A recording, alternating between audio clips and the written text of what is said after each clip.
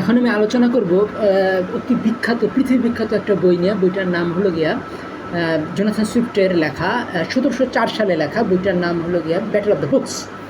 এই battle of the books কথাটা এত বিখ্যাত যে আমেরিকাতেও ব্যাটল অফ দ্য বুকস নামে কিছু আছে, সমিতি আছে, কিছু গ্রুপ আছে যারা বই পড়ে। তাহলে এখন আমরা দেখবো যে এই ব্যাটল অফ দ্য বুকস বইটাতে কী আছে এবং কে লিখেছে। বইটা লিখেছে জোনাথন সুইফট। এটা 1726 সালে যে গালিভার ট্রাভেলসের 22 বছর আগে বইটা লেখা। তো কাজেই এই বইটা মানে আসলে অত্যন্ত চমৎকার একটা বই। তখন তার রাইটারের বয়স 37 বছর বয়স, মোটামুটি পূর্ণবয়স্ক একজন রাইটার। কাজেই বইটা নিয়ে আমরা আলোচনা করব, কারণ এই বইটার উপরেই কিন্তু পৃথিবীর অনেক নির্ভর করছে বইটা নিয়ে। বইটা যখন আমি আলোচনা করছি তখন আপনাদের বুঝতে হবে যে বইটা এখন বইটা আসলে পরবর্তীতে আমরা দেখব ব্যাটল অফ দ্য বুকস কিন্তু পরবর্তীতে ইংল্যান্ড এবং জার্মানির মধ্যে ছড়ায় পড়ে যে কারা বেশি বই লিখতে পারে, কারা বেশি সায়েন্টিফিক ডিসকভারি করতে পারে। যেমন এই সময় কিন্তু যখন ব্যাটল অফ দ্য বুকস লেখা হচ্ছে তখন জার্মান লেট রেনেসাঁ শুরু হয়নি। জার্মান রেনেসাঁটা অনেক পরে শুরু হয়েছিল, 1800। এটা গেটে কান্ট, গেটে, তারপরে এই যে ফিক্টে, এই তিনজন মূল ছিলেন। পরবর্তীতে আরও অনেকে যোগ দিয়েছিলেন। প্রথমে যোগ দিয়েছিলেন কান্ট এবং ফিক্টে, এবং এর মাঝখানে গেটে। তাহলে এখন আমরা দেখব যে তার সঙ্গে এক ঝাঁক নতুন, কিন্তু সেটা অনেক পরে। এটা 1750-এর পর থেকে। আর এইটা আমরা যে বলছি 1704 সালের কথা। তাহলে 1704 সালে তখন জ্ঞানের রাজ্যে ব্রিটেন নেতৃত্ব নেওয়া শুরু করেছে। তখনও পৃথিবীতে অস্ট্রেলিয়া, নিউজিল্যান্ড আবিষ্কার হয়নি। মানে বাঙালিরা বলেন, আর ভারতীয় বলেন, চাইনিজ বলেন, আর ইউরোপিয়ানরা বলেন, এরা কিন্তু অস্ট্রেলিয়া, নিউজিল্যান্ডের খোঁজ জানে না। তাহলে ক্যাপ্টেন কুক তখনও, ক্যাপ্টেন জেমস কুক তখনও কিন্তু অস্ট্রেলিয়া, নিউজিল্যান্ড এগুলো আবিষ্কার করে নাই। কাজেই পৃথিবী যে কিন্তু এই সময় একটা কথা আছে, কিন্তু সেই সময় নিউটন, ওই যখন ব্যাটল অফ দ্য বুকস লেখা হয়েছিল, নিউটন আর লাইবনিজের মধ্যে প্রচণ্ড ঝগড়া চলছে ক্যালকুলাস আবিষ্কার নিয়ে। এই ঝগড়াটা সবচেয়ে পিক আওয়ার ছিল 1799 থেকে 1711 পর্যন্ত। আর এটা বইটা লেখা হয়েছিল 1704 সালে। কাজেই নিউটন, লাইবনিজ এই এসে গেছেন পৃথিবীতে, তারা ক্যালকুলাস আবিষ্কার করে ফেলেছে। এই বইটা যখন লেখা হয়েছে তখন ক্যালকুলাসের মতো জটিল বিজ্ঞান আবিষ্কার হয়ে গেছে। উইলিয়াম হার্ভে তখন ওই যে পৃথিবীর মানুষের যে হার্টের ব্লাড সার্কুলেশন, এটা আবিষ্কার করে ফেলছে। এবং কোপার্নিকাস এসে গেছেন পৃথিবীতে, কেপলার এসে গেছেন পৃথিবীতে। যে পৃথিবী যে আসলে গোল আকারে যে পৃথিবী সূর্যের চারদিকে ঘুরছে না, একটু ডিম্বাকৃতে ঘুরতেছে পৃথিবী সূর্যের চারিদিকে, এইসব জিনিসগুলো কেপলার অলরেডি আবিষ্কার করে ফেলেছেন।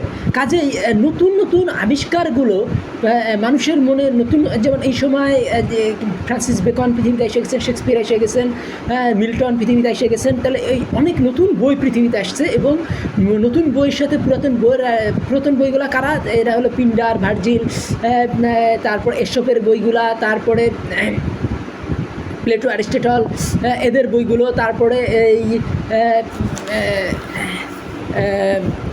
তো এই যে পুরাতন বইয়ের সাথে নতুন বইগুলোকে, হবসের বইগুলো, ডেকার্টের বইগুলো, ড্রাইডেনের বই, এই যে নতুন মতবাদ, দুটো মতবাদের আসলে একটা সংঘর্ষ হচ্ছিল। এবং এই সংঘর্ষের উপরেই এই গোটা কাহিনীটা 1704 সালে লিখেছিলেন জোনাথন সুইফট। এটা একটা স্যাটার, মানে অনেক মজার কাহিনী আছে এর ভিতরে। মানে জোনাথন সুইফটের গ্যালিভার্স ট্রাভেলস যারা পড়েছেন তারা এই বইটা ডেফিনেটলি পড়তে পারেন। কারণ ওই গ্যালিভার ট্রাভেলস যেমন খুব মজার, পড়তে খুব ভালো লাগে, কখন শুরু করলাম কখন শেষ হলাম বোঝা যায় না, সেরকমই কিন্তু এটাও খুব মজার। কাজেই বইটা আপনারা পড়ে দেখতে পারেন। বইটার নাম হলো ব্যাটল অফ দ্য বুকস। তো ব্যাটল অফ দ্য বুকস বইতে আমরা দেখবো যে এই ব্যাটল অফ দ্য বুকসে কিন্তু মানে কাহিনিটা, একটু শুরুর কাহিনিটা আমি বলে নিই। ব্যাটল অফ দ্য বুকসে 1788 সালে মানে অরেঞ্জ রেভলিউশন হয়ে যায়। তখন কি রাজা সমস্ত ক্ষমতা পার্লামেন্টের হাতে ছেড়ে দেয়। তাহলে উইলিয়াম অরেঞ্জ ক্ষমতা দখল করেন এই হল্যান্ড থেকে এসে, এবং তিনি নামে মাত্র ছিলেন, রাজা ছিলেন, এবং বেশিরভাগ ক্ষমতা পার্লামেন্টের হাতে তিনি ছেড়ে দেন। এবং 1788 সালে এই ঘটনা যখন ঘটে, তার কিছুদিনের মধ্যে অসুস্থ হয়ে যান। এই ফ্রান্সে তখন প্রচণ্ড উন্নতি হচ্ছিল। ফ্রান্সে তখন ছিলেন বেলোভেনের ডিক্টেটর সান কিং, যাকে বলা হয় চতুর্দশ লুই। তখন কী করলেন, অসুস্থ হয়ে গেছিলেন। তো তিনি অসুস্থতা থেকে ফিরে আসলেন যখন, তখন ফ্রান্সে একটা হয়ে গেল যে ফ্রান্সে তখন একজন বই লিখলেন যে মডার্ন যারা তারা কিন্তু এই আগের যারা গবেষক তাদের থেকে অনেক বেশি ডেভেলপ, গ্রিক এবং রোমান সভ্যতার থেকে ডেভেলপ। দেখা যায় এই গ্রিক এবং রোমান সভ্যতার কিন্তু দীর্ঘদিন গোটা পৃথিবী তাদেরকে সম্মান করেছে, কাজেই এইখানে মানে বিরোধ উৎপন্ন হলো এবং এই বিরোধের উৎপন্নের ফলেই কিন্তু এই ব্যাটল অফ দ্য বুকস বইটা লেখা হয় এবং দুটো গ্রুপ তৈরি হয়ে গেল। সেই গ্রুপ দুটো আমি একটু বলি যে একদিকে ছিলেন হলো গিয়া এই উটন এবং বেন্টলি। তো উটন এবং বেন্টলি এরা দাবি করতেছিলেন, এরা মানে বেসিক্যালি দাবি করতেছিলেন যে ফ্যালারিস মানে খ্রিস্টপূর্ব 8ম শতাব্দীতে ফ্যালারিসের নামে কিছু রাজকীয় ফরমান পাওয়া যায়। তিনি বলতেছিলেন যে ফ্যালারিস আসলে ফরমানগুলো লেখেননি, আর পিথাগোরাসের যে উপপাদ্যগুলো এগুলো বেশিরভাগই মিশর থেকে চুরি করে আনা। কাজেই গ্রিকদের আমরা যেভাবে বন্দনা করি এদের এত এভাবে বন্দনা করা উচিত না, বর্তমানদেরও অত্যন্ত সমীহ করা উচিত। আর কিন্তু এখানে পুরাতনদের রক্ষা করতে এগিয়ে আসলেন দুইজন, তারা হলো গিয়ে চার্লস বয়েলে এবং টেম্পল, স্যার উইলিয়াম টেম্পল। তো স্যার উইলিয়াম টেম্পল এবং বেন্টলি এবং উটনের মধ্যে মানে নতুনদের পক্ষে ছিলেন বেন্টলি এবং উটন, যারা হলো রেনেসার পক্ষপাতী। তারা বলতেন যে গ্রিক এবং রোমানরা অত উন্নত ছিল না, আমরাই বেশি উন্নত, কারণ ওই সময় মানে গোটা কম্পাস বা লোডস্টেন ব্যবহার করে গোটা পৃথিবীতে একটা মানে যেমন ভাস্কো ডা গামা 1498 সালে ভারতের পথ আবিষ্কার করে ফেলেন সেই উত্তম সন্তরী কেপ অফ গুড হোপ ঘুরে। ফলে গোটা নেভিগেশন গোটা পৃথিবীতে নতুন নতুন দেশ আবিষ্কার হচ্ছে, আমেরিকা কলোনাইজ হয়ে যাচ্ছে ভাস্কো ডা গামা এবং কলম্বাসের আবিষ্কারগুলোর ফলে, এবং ভারতবর্ষ তারা বিজনেস শুরু করতেছে, চায়নাতে ইউরোপিয়ানরা বিজনেস শুরু করতেছে এবং নিউটন পৃথিবীতে এসে গেছেন, কেপলার পৃথিবীতে এসে গেছেন। ফলে এই যে গ্রহ উপগ্রহের কোপার্নিকাস পৃথিবীতে এসে গেছেন, ফলে গ্রহ উপগ্রহের ঘূর্ণনগুলো আমরা বুঝতে পারতেছি। ফলে বিজ্ঞানের মানে নিউটনের আসা মানে কি আমাদের বুঝতে হবে যে নিউটনের 3টে সূত্র, গতির যে 3টে সূত্র, যে কোনো বস্তু স্থির থাকলে চিরকাল স্থির থাকবে, গতিশীল থাকলে চিরকাল গতিশীল থাকবে, কোনো কিছু ভরবেগের পরিবর্তনের হার, তার প্রযুক্ত বলে সমানুপাতিক, আর প্রতিক্রিয়ার সমান ও বিপরীত প্রতিক্রিয়া আছে। এই যে 3টা সিস্টেমেটিক যে জিনিসগুলো এইগুলো কিন্তু পৃথিবীতে এসে গেছে। তো কাজে নতুন আর পুরাতনের মধ্যে যে সংঘর্ষ এটা খুব স্বাভাবিকভাবেই ছড়িয়ে পড়তেছিল। তো যে প্রিন্সিপাল ম্যাথমেটিক্যাল বই এবং পৃথিবীতে অনেক ভালো ভালো জিনিস এসে গেছে। তো এখন এই জিনিসগুলোর সাথে যে উইলিয়াম হার্ভের ইগুলো এসে গেছে, যে উইলিয়াম হার্ভে যে পৃথিবীতে মানুষের দেহে যে রক্ত সঞ্চালন, যে কীভাবে এই হার্ট এই জিনিসগুলো করতেছে এবং লাংস কী করে অক্সিজেন সরবরাহ করতেছে, আর যে হার্ট কীভাবে গোটা বডিতে পাম্প করতেছে, এই বিষয়গুলো কিন্তু মানুষের কাছে জানা হয়ে গেছিল, যেগুলো গ্রিকদের জানা ছিল না, রোমানদেরও জানা ছিল না, ইজিপশিয়ানদের জানা ছিল না, ভারতীয়দের জানা ছিল, চাইনিজদেরও জানা ছিল না। তাহলে এখন একটা নতুন যুদ্ধ শুরু হয়ে গেছে। সেই যুদ্ধটা হলো গিয়া বেন্টলি এবং উটন, এবং বেন্টলি এবং উটন তারা দাবি করতেছেন যে গ্রিক সভ্যতাকে তারা ক্রিটিক লিখতেছেন, তারা সমালোচনা করতেছেন যে গ্রিক সভ্যতা অত উন্নত ছিল না যত উন্নত আমরা মনে করতেছি, এবং গ্রিক এবং রোমানদের চেয়ে আমরাই মোটামুটি ডেভেলপড। আর এখানে পুরাতনদের পক্ষ নিয়েছেন কে? পুরাতনদের পক্ষ নিয়েছেন স্যার উইলিয়াম টেম্পল এবং চার্লস বয়েল। এরা বলতেছেন যে না, পুরাতনদের মধ্যে যে ভ্যালুস ছিল সেই ভ্যালুসটা কিন্তু নতুনদের মধ্যে নাই। কাজে পুরাতনদের এবং ওই সময় কিন্তু একটা ট্রানজিশন পিরিয়ড, তখন কিন্তু ফ্যারাডে আসেন নাই, এই যে অ্যাপ্লিকেশান বিজ্ঞানের যে অ্যাপ্লিকেশান সেইগুলো আসে নাই, তারপরে এই যে স্টিম ইঞ্জিন থেকে শুরু করে এই যে মেকানিক্যাল যুগ এইগুলো কিন্তু আসে নাই। ফলে নতুনদের জয়যাত্রা অতটা সুনিশ্চিত ছিল না। কেবল পুরাতনদের ওই জিনিসগুলা, পুরাতনদের সাথে নতুনদের একটা সংঘর্ষ হচ্ছিলো, এবং নতুনদের তখন ফ্যারাডে মানে বিদ্যুৎ এবং চুম্বকের যে ব্যবহারগুলো, মোটর থেকে শুরু করে এই যে ক্যালকুলাস আবিষ্কার হয়েছে, কিন্তু ক্যালকুলাসের ব্যবহারটা ওইভাবে শুরু হয়নি। এবং নিউটন এবং লাইবনিজের মধ্যে একটা ঝগড়া শুরু হয়ে গেছে যে নিউটনের কাছ থেকে কি লাইবনিজ চুরি করেছেন না ইন্ডিপেন্ডেন্টভাবে ক্যালকুলাস আবিষ্কার করেছেন। আজ বলা হয় যে না, ইন্ডিপেন্ডেন্টভাবেই ক্যালকুলাস আবিষ্কার করা হয়েছে। কারণ এই ঝগড়াটা ছিল খুব চমৎকার এবং করুণও বটে, কারণ এই ঝগড়াতে লাইবনিজকে বঞ্চিত করা হয় তার আবিষ্কার ক্রেডিট থেকে। লাইবনিজকে বলা হয় যে প্লেজারিস্ট বা চুরি করা লোক, এবং তিনি মনের দুঃখে মারা যান, এবং তার 10 বছর পরে নিউটনও মারা যান। 1716 সালে মারা যান লাইবনিজ, এবং 1726 সালে নিউটন মারা যান। তাহলে আমাদেরকে বুঝতে হবে যে নিউটনের যুগ, এই যুগটা হলো নিউটন লাইবনিজের যুগ, এই যুগটা হলো বিদ্যুতিক এই যুগটা হলো গিয়া বিরাট ক্যালকুলাস আবিষ্কারের যুগ, এই যুগটা হলো গতিসূত্র আবিষ্কারের যুগ। এই যুগে একটা পুরাতনের সাথে নতুনের ক্লাস হয় সম্ভব এবং এই যুগটা গণতান্ত্রিক যুগ। এটা কিন্তু শেক্সপিয়ারের পর থেকে গণতান্ত্রিক চেতনা ব্রিটিশদের মধ্যে শুরু হয়েছিল, কিন্তু গণতন্ত্র এস্টাবলিশ হয়নি। কিন্তু গণতন্ত্র এস্টাবলিশ হলো কখন? 1688 সালের পর থেকে রাজা কখনোই আর এই যে রাজা, সে কিন্তু নামকা বাস্তে রাজা হয়ে থাকলো, সে কিন্তু কখনোই আর প্রশাসনিক কাজে হাত দিতে সাহস করেনি, হাত দেয়নি। তাহলে আমরা একটা পূর্ণাঙ্গ ডেমোক্রেটিক একটা রাষ্ট্রে যে গণ্ডগোলগুলো উৎপত্তি হয়, সেটার মধ্যে সবচেয়ে প্রথম হলো গিয়া মজার গণ্ডগোল, খুব আনন্দের গণ্ডগোল, ব্যাটেল অফ দ্য বুকস। এবং ব্যাটেল অফ দ্য বুকসের উপরে এই স্যাটারটা আবিষ্কার করে, এই স্যাটারটা লিখেছেন কে?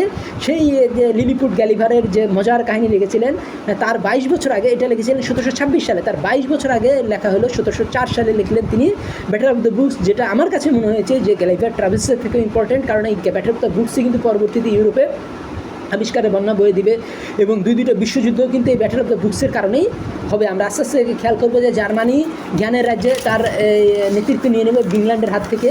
এবং এই দেখা যায় 1911 সালে যখন বইটা লিখতেছেন এই যে হলো গিয়া ব্যারন হার্ডি, তখন তিনি দাবি করতেছেন, এবং এটা সত্যই, যে জার্মানি যত সায়েন্সের বই রপ্তানি করে, ইংল্যান্ড, ফ্রান্স, আমেরিকা এবং কানাডা মিলেও এত সায়েন্সের বই গোটা পৃথিবীতে রপ্তানি করে না। এইটা 1911 সালে প্রথম বিশ্বযুদ্ধে 3 বছর আগে ব্যারন হার্ডি লিখতেছেন। তাহলে এই জিনিসটা আমাদের মাথার মধ্যে রাখতে হবে যে বিজ্ঞানের আবিষ্কারগুলা বা ব্যাটেল অফ দ্য বুকস যেটা আমরা বলতেছি, যে বইয়ের আবিষ্কার, এইগুলো কিন্তু ইংল্যান্ড থেকে পরবর্তীতে আমরা চলে যাই। তার কাজেই আমরা এই ব্যাটেল অফ দ্য বুকসের early battle of the books ছিল প্রথম ব্যাটেল অফ দ্য বুকস আমরা যদি বলি, সেটা কিন্তু এর আগেও কিন্তু একটা ব্যাটেল অফ দ্য বুকস হয়ে গেছে, সেটা নিয়ে আমি আরেকদিন আলোচনা করব। এটা হলো second battle of the books বলা যায়। যে ব্যাটেল অফ দ্য বুকস ছিল, প্রথমটা হলো গিয়া, আমি বলতে চাচ্ছি যে ব্যাটেল অফ দ্য বুকস হলো প্রথমটা হলো গিয়া এই গাজালি এবং রুশদের যুদ্ধ। গাজালি কিন্তু সমস্ত বইকে হাবিজাবি বলেছিলেন, কোনটাকে? এই যে হাবিজাবি বই বলেছিলেন মুতাজিলাদের বইগুলোকে, এগুলোকে বলতেছিলেন যে যারা কোরআনকে অস্বীকার করে এইসব বইগুলো আমাদের দরকার নাই, কারণ তা সমাজকে অস্থির করবে। যে ডালে বসা আমরা কাটতেছি, যে উদ্দীপনাময় আমরা জীবনযাপন করছি, সেটা ইসলামের কারণে। ইসলাম কি বলছে? জ্ঞান আহরণ করো, পৃথিবীর তাবৎ জ্ঞান আহরণ করো, খালি সোয়াব জীবনকে তুমি যাপন করো, তুমি আবিষ্কার করো, তুমি পড়াশোনা করো। তাই ক্রিশ্চিয়ানদের মধ্যে যে একটা মরবিড টেন্ডেন্সি ছিল, লেখাপড়াকে তারা পাপ মনে করতো, এইগুলোকে ঝেড়ে ফেলে দিল মুসলমানরা। কাজে এই কোরআনই ছিল এই মুসলমানদের অ্যাডভেঞ্চারের মূল কারণ। যেমন ক্রিশ্চিয়ানটি আসার পরে ইউরোপ থেকে গ্রিক এবং সভ্যতা ধ্বংস হয়ে যায়, কিন্তু ইসলাম আসার পর ইউরোপের গোটা পৃথিবীর টপ হয়ে যায়। গ্রিক জ্ঞান বিজ্ঞান চর্চা আবার শুরু হয়, কিন্তু এই মুতাজিলিরা গ্রিক বিজ্ঞানের প্রভাবে ইসলামকে অস্বীকার করছে, কোরআনকে অস্বীকার করছে। কাজে গাজালি তখন তিনি বললেন যে দর্শনের ধ্বংস, তাফাতুল ফিলাসফা। তো এই ব্যাটেল অফ দ্য বুকসের বিরুদ্ধে তো আরেকটা ব্যাটেল অফ দ্য বুকস, আরেকটা বই দিয়ে যুদ্ধ শুরু হলো, সেটা হলো গিয়া ইবনে রুশদ। তিনি লিখলেন তাফাত, মানে ধ্বংসের ধ্বংস। তিনি বললেন যে না, আমাদের এত করা দরকার নাই, গ্রিক জ্ঞান বিজ্ঞানের দরকার আছে। তাহলে ওইটা ছিল প্রথম আমার মতে যে ব্যাটেল অফ দ্য বুকস। কিন্তু পরে আমরা দেখব যে দ্বিতীয় ব্যাটেল অফ দ্য বুকস কোনটা? এইটা আমরা যেটা বলতেছি এখন, যে মানে যে নতুন আর পুরাতনদের মধ্যে যে ব্যাটেল অফ দ্য বুকস হচ্ছে, সেটা হলো গিয়া বেন্টলি এবং ইটনের সাথে বয়েল এবং টেম্পলের যে যুদ্ধ, এইটাই কিন্তু এখানে খুব মজার করে এবং রিডেবল করে এবং স্যাটার, মানে খুব ব্যঙ্গাত্মকভাবে রসিয়ে কে বলতেছেন।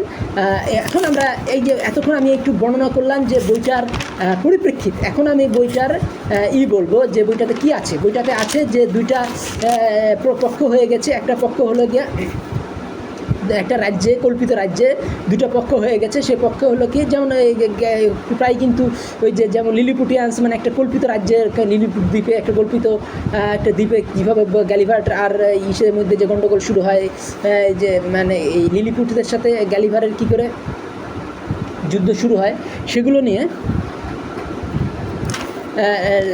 লিলিপুট আর বেলফিস্কুর মধ্যে যে যুদ্ধ শুরু হয়, এরকমই কি কল্পিত একটা রাষ্ট্রে ঈদের মধ্যে এনশিয়ান্ট এবং ঈদের মধ্যে যুদ্ধ শুরু হয়েছে। প্রথমে গরিব এবং ধনীদের মধ্যে একটা যুদ্ধের মতো অবস্থা হয়েছে, তারপরে হয়েছে কি যুদ্ধটা চলে গেছে এনশিয়ান্ট এবং নতুনদের মধ্যে। তারা এনশিয়ান্ট এবং নতুনরা কী করতেছে? যুদ্ধ করতেছে। এনশিয়ান্ট এবং নতুনদের যে যুদ্ধ, সেই ক্ষেত্রে নতুনদের পক্ষে লেখালেখি শুরু করছে কেউ কেউ, আর পুরাতনদের পক্ষে লেখালেখি শুরু করছে কেউ কেউ। তো এখন এইখানে মানে এই যে যুদ্ধটা, এই বইগুলা যখন লেখালেখি করা হয়েছে তখন এই বইগুলা মানে সেন্ট জেমসের যে লাইব্রেরি আছে, কিংস লাইব্রেরি, সেই কিংস লাইব্রেরির বইগুলোর মধ্যেও ছড়াই গেছে। এখানে বলতেছে যে বইগুলা লাইব্রেরিয়ান সে নিজেও তার আমাদের ডার্কনেস আছে, লাইব্রেরির করছে কি সে প্লেটোর পাশে হবসের বইগুলা রেখে ফেলছে, অ্যারিস্টটলের পাশে ডেকার্টের বইগুলা রেখে ফেলছে, এবং ভার্জিলের পাশে ড্রাইডেনের বইগুলা লিখে ফেলছে। তো এখন এই যে একটা এই বইগুলা রাখার ফলে কেন যুদ্ধ শুরু হলো? কারণ ওই যে আমি বললাম যে রিপাবলিক অফ দ্য ডগস, এই যে যেই রাষ্ট্রের যুদ্ধগুলো শুরু হয়েছে সেটা কল্পিত এক রাজ্য, সেখানে রিপাবলিক অফ দ্য ডগস কুত্তারা যেমন নিজেদের মধ্যে মারামারি শুরু করে, সেটা এরকমই একটা মারামারি শুরু হয়েছে। সেই মারামারির ফলে যুদ্ধটা শুরু হয়েছে কালিদের যুদ্ধ, কালিদের যুদ্ধ। এবং কালিদের বইগুলো লেখা হচ্ছে প্রচণ্ডভাবেই নতুনদের পক্ষে এক গ্রুপ, পুরাতনদের পক্ষে এক গ্রুপ। তাহলে নতুনদের পক্ষে কে কে আছেন, পুরাতনদের পক্ষে কে কে আছেন, এগুলো আমরা একটু দেখব। হবস আছেন কি নতুনদের পক্ষে, ডেকার্টে আছে নতুনদের পক্ষে, বেকন আছে নতুনদের পক্ষে, ড্রাইডেন আছে নতুনদের পক্ষে। আর পুরাতনদের পক্ষে কে কে আছেন, প্লেটো, অ্যারিস্টটল, ভার্জিল, পিন্ডার এবং ফ্যালারিস। তাহলে এই যে এসব, তাহলে এসব এরা হলো পুরাতনদের পক্ষে, আর নতুনদের পক্ষে হলো গিয়া Descartes, Dryden, Descartes, Dryden, Bacon, Descartes, Dryden, Bacon, Hobbes, এরা হলো গিয়া নতুনদের পক্ষে। এখন এবং আমরা দেখব যে এই যুদ্ধে আসলে এই যে বইদের মধ্যে যুদ্ধ, এই জন্য পুরাতন যে এখন আমরা দেখব যে এই যে এই যুদ্ধটা শুরু হলো কারণটা কি শুধু এই বইগুলো লেখা হয়েছে সেই জন্য না, বইটা লেখা হওয়ার পরে এই যে বইগুলোকে এই কিংস লাইব্রেরির মধ্যে যে বইগুলোকে পাশাপাশি রাখা হয়েছে, এই কারণ কি এই পাশাপাশি রাখার ফলে কেন যুদ্ধ শুরু হলো? কারণ এই যে এখানে এই যে বইয়ের রাজ্যে সেটা একটা পাহাড় আছে, পাহাড়ের নাম হলো গিয়া পার্নাসুস। এখন পার্নাসুসের যে পাহাড়, সেখানে উপরের সারিতে আছে এনসিয়েন্টরা, আর নিচের সারিতে আছে হলো গিয়া যারা নতুন। তো উপরের সারির সাথে নতুনদের যে যুদ্ধ, এই কারণ নতুনরা বলতেছে যে আমরা ওই তোমাদের এই যে পাহাড়ের চূড়া এটা আমরা ভেঙে ফেলবো, সবাইকে আমরা সমান পর্যায়ে নিয়ে আসবো। তো এই বলছে যে এখন পুরাতনরা বলছে যে না, আমরা উপরের এইটা আমাদের যোগ্যতা বলে আমরা উপরে আসছি, তোমরাও যদি তোমরাও পড়াশোনা করো, তোমরা ভালো ভালো বই লেখো, তাহলে তোমরা উপরে চলে আসবা। তা কাজেই এই বইটাতে কিন্তু আমরা এই যে গ্যালিভার্স ট্রাভেলসে কিছুটা পক্ষপাত আছে, সেটা হলো পুরাতনদের পক্ষে। কারণ নতুনদের পক্ষে যে এখানে আমরা দেখবো যে কী কারণে, কারণ পুরাতনরা তো পুরাতনদের জ্ঞানটা ধার হিসাবে পাচ্ছে, কিন্তু পুরাতনরা তো নতুনদের সম্বন্ধে কোনো ধারণাও ছিল না। কাজেই আর পুরাতনরা আমাদের ফোরফাদার, কাজেই তাদের সম্মান করা আমাদের কর্তব্য। তা কিন্তু পুরাতনরা কী করতেছে, নতুনরা কী করছে, পুরাতনদের সম্পূর্ণভাবে অগ্রাহ্য করছে। পুরাতনরা আমাদের ফোরফাদার, তাদের সম্মান আমাদের প্রাপ্য, কিন্তু নতুনরা তাদের সম্মানগুলো দিতে নারাজ। নতুন বইরা কী করতেছে, এই বইদের মধ্যে যুদ্ধ নিয়ে মজার এই জন্য যে বইটার প্রধান উপযোগ হলো কালি দিয়ে যুদ্ধ, কারণ কালি দিয়ে লেখা হয় বইগুলো। এখন আমাদের নতুনরা বলতেছে আমাদের ঘোড়া, আমাদের ব্রিড, আমাদের উইপন, আমাদের কাপড়, আমাদের উইপন আমাদের। তা কাজেই আমরা পুরাতনদের প্রতি কোনো সম্মান আমরা দেবো না, পুরাতনদের আমরা এই পাহাড়ের উপরে থাকতে দেবো না, পাহাড়টাকে আমরা উপরে চূড়াটাকে আমরা ধ্বংস করে আমরা সবাইকে সমান লেভেলে নিয়ে আসবো। কিন্তু এইখানে আমরা দেখবো যে যুদ্ধের শূন্য সমান্ত কারা এবং যে পুরাতনদের যে শূন্য সমান্ত, সেখানে আমরা দেখবো যে হোমার আছেন এপিক পার্টে, পিন্ডার আছেন নন এপিক পার্টে, প্লেটো, অ্যারিস্টটল এরা আছেন যে ফিলোসফার পার্টে, এবং যে এপিক মানে কি যেগুলো হলো গিয়ে বিরাট পুরাতনগুলো হলো গিয়ে বিরাট যে ইগুলো আছে, এই যে মহাকাব্য, এগুলোকে এপিক, প্লেটো, অ্যারিস্টটল, এবং যে হিপোক্রেটস আছেন কি ফিজিশিয়ানের দিক থেকে, গ্যালেন আছেন ফিজিশিয়ানের দিক থেকে, এবং এই প্যালাস অ্যাথেনি কি গড অফ উইজডমও তাদের পক্ষে আছে। এখন আমরা দেখব যে যখন যুদ্ধ শুরু হলো তখন কী ধরনের এইগুলো শুরু হলো, যে অ্যারিস্টটল প্রথমে আমরা দেখব যে গ্যালেন যুদ্ধটা শুরু করলো। গ্যালেন কী করলো, সে গ্যালেন হল কে পুরাতন, তিনি পার্সেসেলেস তিনি কী করলেন, গ্যালেনকে অ্যাটাক করলেন, কিন্তু গ্যালেনের গায়ে সেগুলো লাগলেও না, ওই ঢালা যে বল্লম তিনি ছুঁড়ে মেরেছিলেন সেইটা ফেরত আইসা তাকেই মেরে ফেললো পার্সেসেলেসকে। তাহলে পার্সেসেলেস গ্যালেনের সাথে পারলো না, তখন কিন্তু পুরাতনরা যুদ্ধে ঝাঁপিয়ে পড়লো। এখন অ্যারিস্টটল তীর ছুঁড়লেন কার দিকে? বেকনের দিকে। বেকন তিনি পালাই গেলেন, বেকনের গায়ে লাগলো না, কিন্তু তীরটা যায় লাগলো কার দিকে? কার গায়ে? ডেকার্টেস মারা পড়লো। এবং এখানে আমরা দেখব যে বেশ কিছু ঘটনা আছে, সেই ঘটনাগুলো একটু বিস্তারিত বর্ণনা না করলেই নয়। যে হোমার তখন যুদ্ধ শুরু করলেন, কি হোমার যুদ্ধ শুরু করলেন, তিনি ডেকার্টে জন ড্রাইডেনের সাথে যুদ্ধ শুরু করলেন। যে জন ড্রাইডেন কী করলেন? হোমারের কাছে মাপ চাইলেন। হোমার আর তিনি হোমারের বন্ধু হয়ে গেলেন।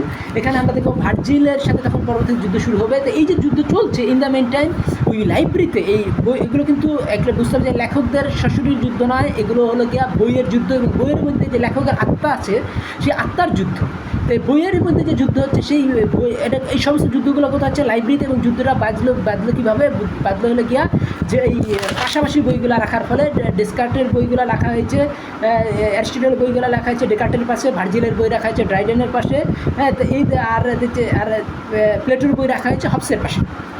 আজ আমরা দেখব যে এই যে যুদ্ধগুলো শুরু হয়েছে, এখানে কিন্তু দুটা এই কিংস লাইব্রেরিতে চলে আসে।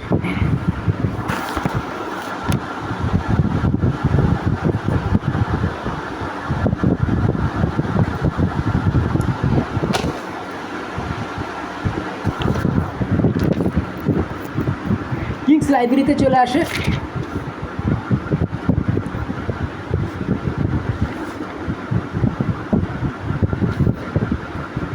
কিংস লাইব্রেরিতে চলে আসে হলো গিয়ে বিশাল যে বাহিনী, কিংস লাইব্রেরিতে যে বিশাল বাহিনী চলে আসে, এইগুলো আমরা একটু ডিসকাস করব।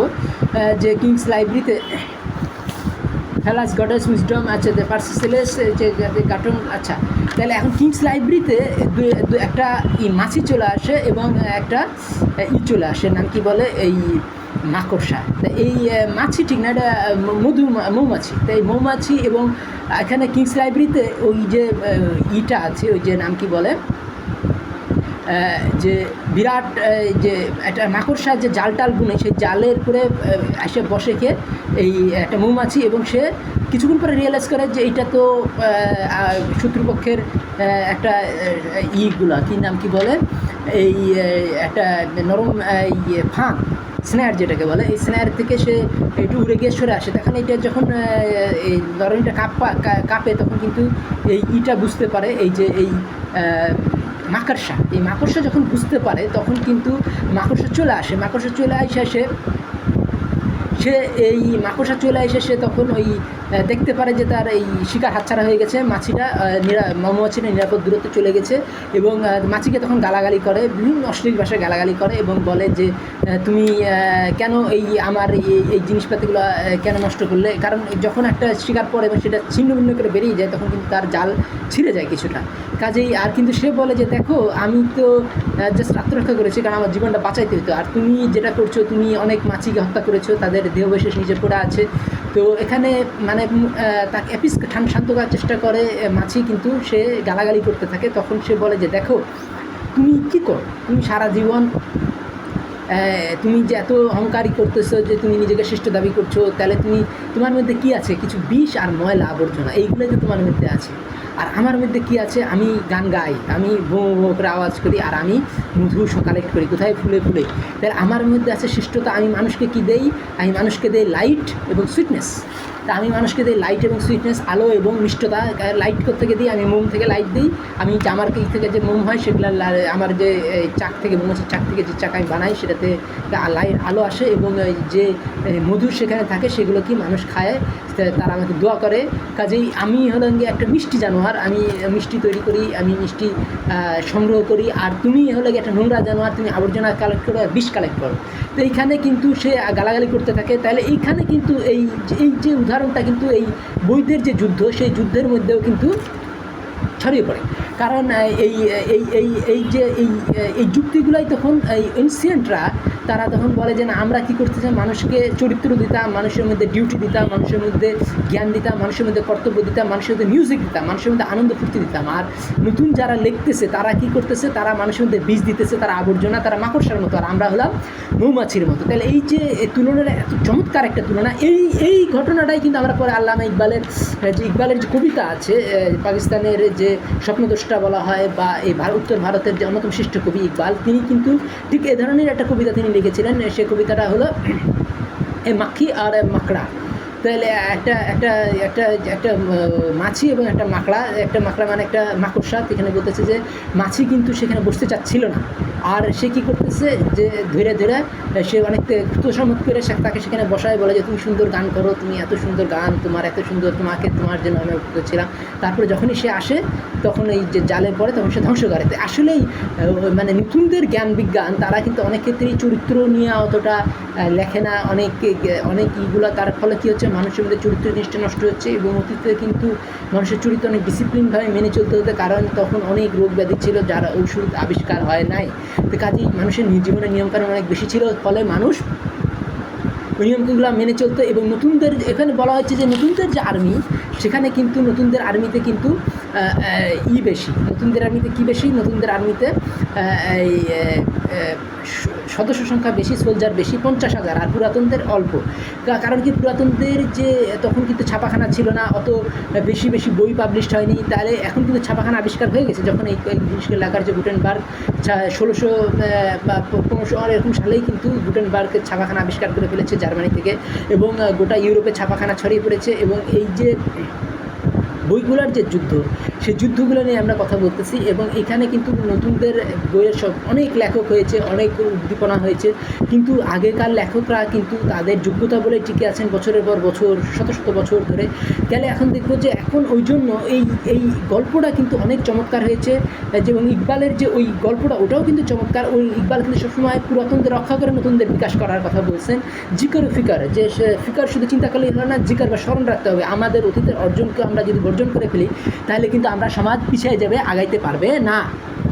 তাইলে ওই যে এইখানেকার এই গল্পটা থেকেই সম্ভবত এই যে মাছি এবং মৌমাছি এবং যে মাকড়াসার গল্প থেকেই কিন্তু তিনি ইকবাল নিয়েছেন, মাছি এবং মাকড়াসার গল্প, যেগুলো বিষাক্ত লেখক যারা জীবনের চরিত্রগুলো নষ্ট করে ফেলে। এটা কিন্তু আমরা পরবর্তীতে মানে আমরা দেখব যে আরও অনেক লেখক আসবে যারা কিন্তু মানুষের চরিত্রের উপরে মানে মানুষের চরিত্র ধ্বংস করা লেখক, যাদেরকে আমরা বলতে পারি পর্ন লেখক, মানুষের যে চরিত্র গঠনে কোনো ভূমিকা রাখে না। তা আমরা দেখব যে আস্তে আস্তে যুদ্ধটার ভূমিকাটা কী হলো, এবং এই যুদ্ধটা কেন, এখানে কেন এই যে এবং এই বেন্টলি এবং উটনকে খারাপ দেখানো হচ্ছে। কারণ বেন্টলি এবং উটনকে তারা কিন্তু দুইজনকে অ্যাটাক করেছিলেন, ইসপ এবং ইকে, এই যে নাম কি বলে, ফ্যালারিস। তো ফ্যালারিসের বেন্টলি এবং উটন বলতেছিলেন যে না, পৃথিবীর এরা বাস্তব জীবন, এটা কিন্তু উপন্যাসের ভিতরে না। বেন্টলি এবং উটন তারা বলতেছিলেন যে গ্রিকরা এত ডেভেলপ ছিল না, তাদের লেখাগুলো সম্ভবত অনেক ক্ষেত্রেই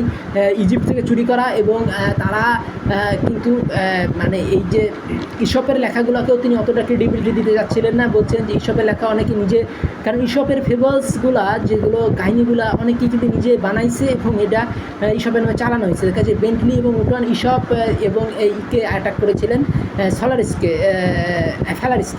অ্যাটাক করার ফলে এখানে আমরা দেখব যে গ্রিক জ্ঞান বিজ্ঞানকে রক্ষা করতে কে আগে আসছেন হলো যে স্যার উইলিয়াম টেম্পল এবং চার্লস বয়েল। তো এখন আমরা দেখব যে এই যে যুদ্ধটা শুরু হয়েছে, কোথায় যুদ্ধটা শুরু হয়েছে, কিংস লাইব্রেরিতে, সেন্ট জেমস প্যালেসের ভিতরে যে কিংস লাইব্রেরি আছে, সেই কিংস লাইব্রেরিতে যে যুদ্ধ শুরু হয়েছে, সেই যুদ্ধে এখানে কিন্তু আরেকটা ঘটনা থাকে। সেখানে হলো যে এখানে একটা গডেস থাকে, সেই গডেসের নাম হলো ক্রিটিক।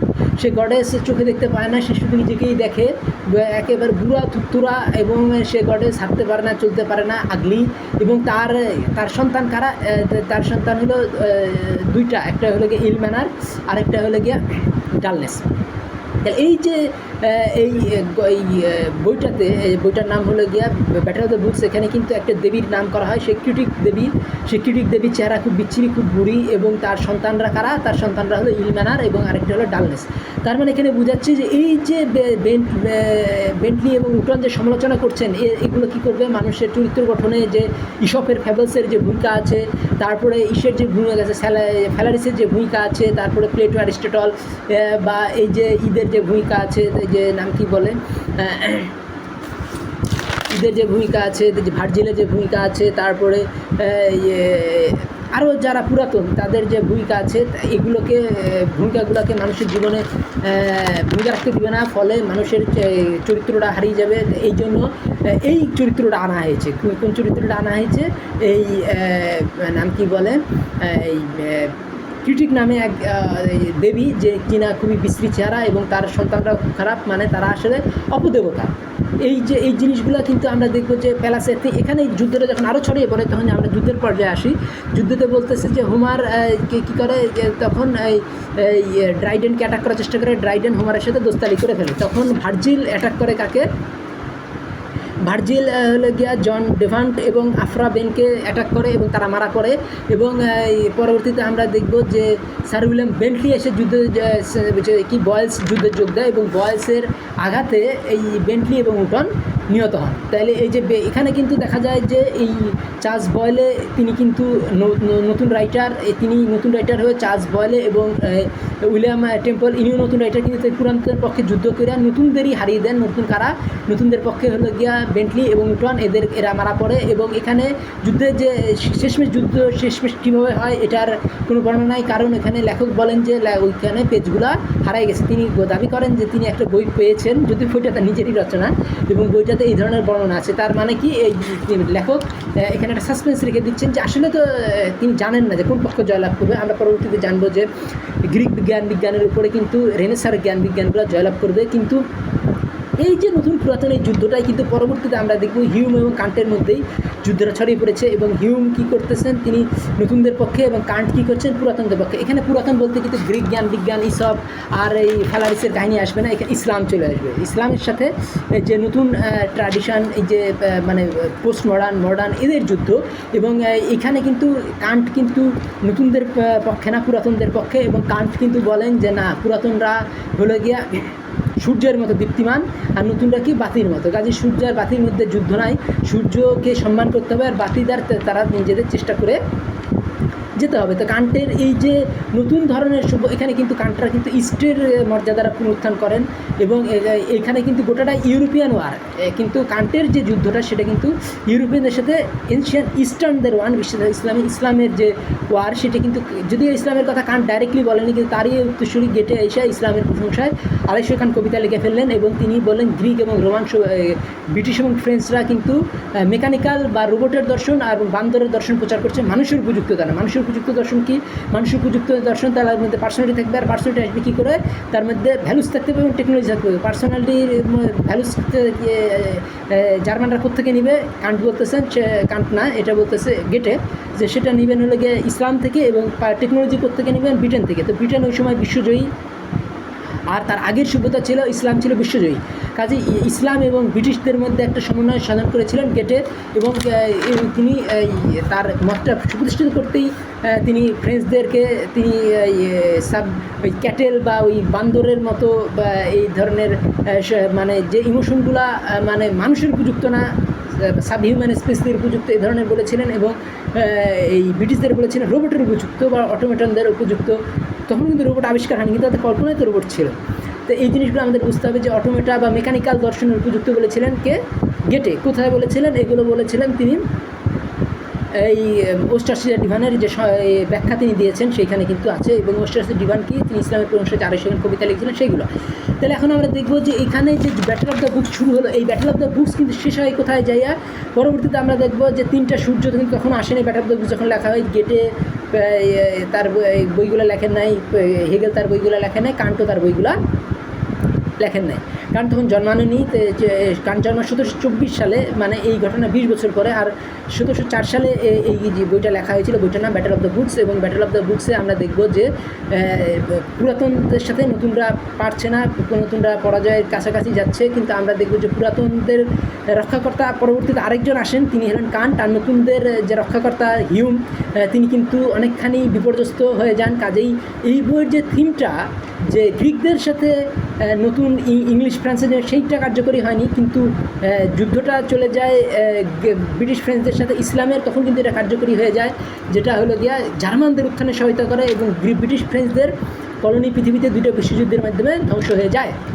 কাজে আমাদের বুঝতে হবে যে ব্যাটল অফ দ্য বুকস কিন্তু, যেমন আমরা অনেকেই জানি যে প্রথম বিশ্বযুদ্ধে 2জন জার্মান সেনাপতি প্রচণ্ডভাবেই ব্রিটিশ ফ্রেঞ্চ এবং রাশিয়া এবং ইটালি, এই 4টা শক্তিকে থামিয়ে রেখেছিল। 4টা শক্তিকে উপযুক্ত জবাব দিয়েছিল। তারা হলেন গিয়া, একটা হলো গিয়া হিন্ডেনবার্গ, আর একটা হলেন গিয়া লুডেনডর্ফ। তো এই হিন্ডেনবার্গ লুডেনডর্ফ যে যুদ্ধ করেছিলেন 2 বন্ধু, এদের আগেও কিন্তু আরও দুই বন্ধু জ্ঞানের রাজ্যে ব্যাটল অফ দ্য বুক শুরু করেছিলেন ইংল্যান্ড ফ্রান্সের বিরুদ্ধে।